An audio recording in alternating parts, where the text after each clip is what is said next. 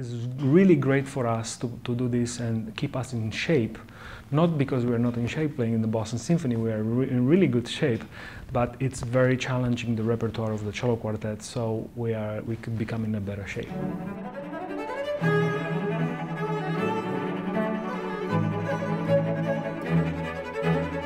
We can play about anywhere. I mean, we played in some, classical concert halls. We played we played at the Shed at Tanglewood, which was huge. We played for thousands and thousands of people. So I really think the group is very versatile. I mean, you can bring the cello really anywhere. When I play in the orchestra, I'm one of 10 or 11 cellists, and we all play the same part most of the time. And we're supposed to blend in with the orchestra, and I have an individual contribution to the orchestra, but it's in the quartet, since there's only 4 of us and we're all playing our own line, I can really sort of bring my personality more to the forefront, and it's a different kind of music making than orchestra, for sure.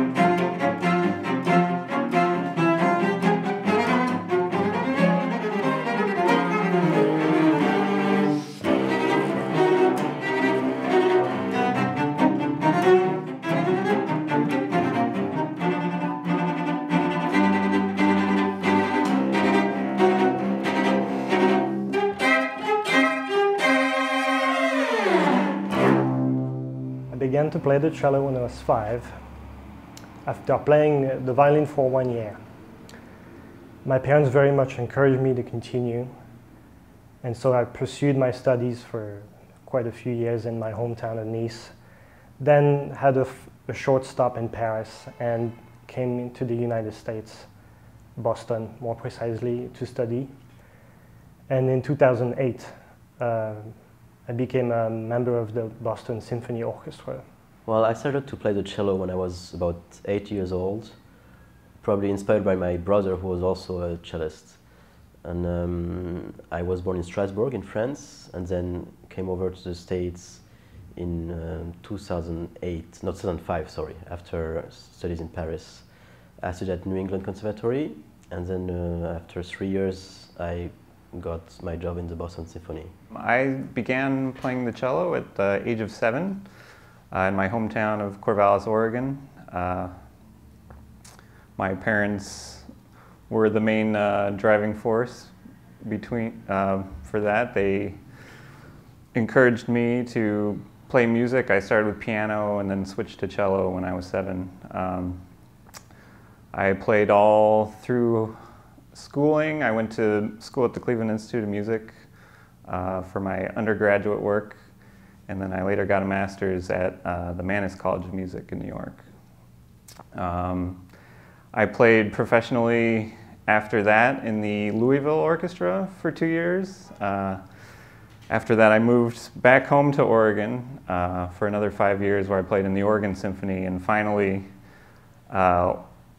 got this job here in Boston, which is probably where I will stop taking auditions, because Boston is a great place to be. I've been here, this is my 5th year now. I was born in Romania, in Bucharest, and I started playing the cello when I was 9 years old.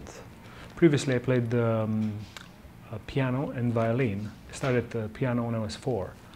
I studied at the Academy of Music in Bucharest before I came to Boston, and I went to Boston University here.